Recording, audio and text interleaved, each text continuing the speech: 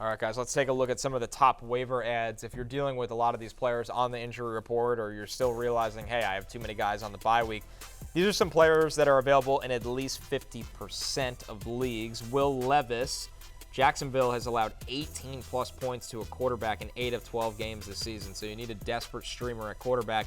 Levis has the matchup. We talked about Jameis Winston with the volume, Jerome Ford. Zach Charbonnet, if he's somehow out there in your league, keep an eye on Kenneth Walker's status. Charbonnet also vultured a touchdown last week. Nick Westbrook-Ikhine, who just seemingly catches a touchdown every single week. Elijah Moore, MVS, who's having a renaissance, Jay. Parker Washington, who's taken over the slot for Jacksonville.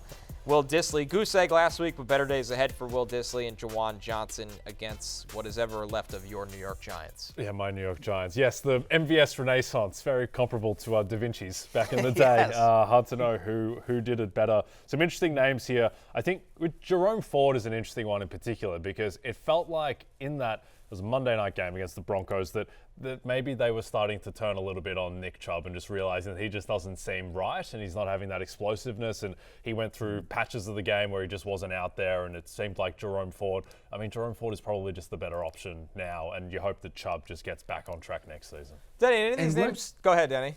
Yeah, I was going to say, as far as the Browns offense goes, what does Jameis got to do to get picked up in some fantasy leagues, man? I mean, the guy throws for almost 500 yards. I mean, what do you want? This guy's dropping back 55 times a game. Like, okay, so what? He throws some pick sixes. Who cares? That's for fantasy. That's great. You know what I see? When I see a Jameis pick six and I have Jameis on my team, I say, oh, thank God.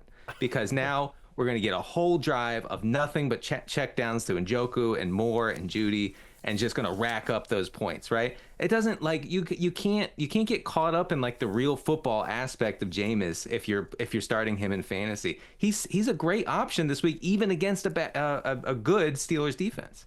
Yeah. I think the funniest thing about him being asked to be delivered from pick sixes is like, no, Jameis, this is your destiny. It's like Steven Seagal asking to be delivered from action movies. Like, this is what you have to do. You're here on Earth to throw these pick sixes. He gets the ball back, and then he gets to potentially go 80 yards down the field. It's a great concept. It's beautiful. I love it. So how about somebody that we've joked about on the show? Now we're no longer joking, Denny. It's not funny anymore. Nick Westbrook-Ikhine, or as Matthew calls him, NWI. Literally nobody else in the world does that. I mean, the joke was he just catches a touchdown and moves on with his day. But he's got at least a 20% target share now in 4 of his past 5 games. He's a real thing for Will Levis. Yeah, I know. Reluctantly, I know. It's not the best. The NWI thing. I'll call him NWI, whatever. I will We're not say, encouraging it. I wouldn't do it. No, I know. I gotta keep it rolling for Matthew though. He is a regression files staple at this point because he keeps getting away with it, right? He has like 4 touchdowns on his past 9 receptions or something. I mean, just insane sort of numbers that you really don't see that often. I mean, it's going to collapse at some point, and really like a 20% target share in a run first Titans offense, that's not a whole lot. What are we talking, like 5-6 targets a game? Now against the Jags, I guess he could keep it going because the Jags can't defend anything, including the pass, including especially downfield shots, right? So he's going to get away with it again, and we're going to be talking about him again next week. It's terrible.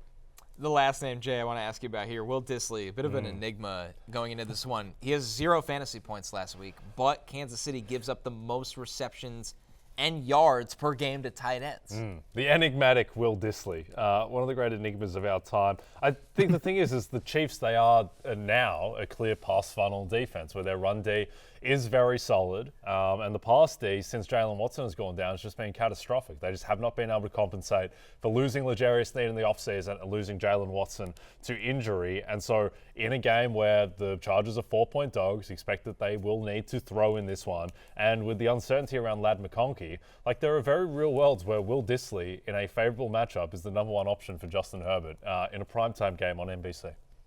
Denny, are you bold enough to start him? Yeah. Him or Juwan Johnson? Absolutely. Yeah, I'm starting him over Juwan Johnson. Listen, Dissly was a victim of low play volume for the Chargers last week. Herbert only had 29 dropbacks. The Falcons had the ball basically the entire second half last week against LA.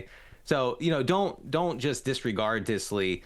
this week. If Ladd McConkey is out, honestly, Disley's like, I don't want to say locked in, but pretty close to locked in for double-digit targets here, because the one thing we know that the Chiefs defense does every week is they snuff out opposing rushing attacks. And with Gus Edwards leading the LA, backfield, no chance these guys establish the run. It's going to mean a bunch of dropbacks and a bunch of cheap targets for Disley. It might not amount to much, but you don't care if you're plugging him in at tight end this week.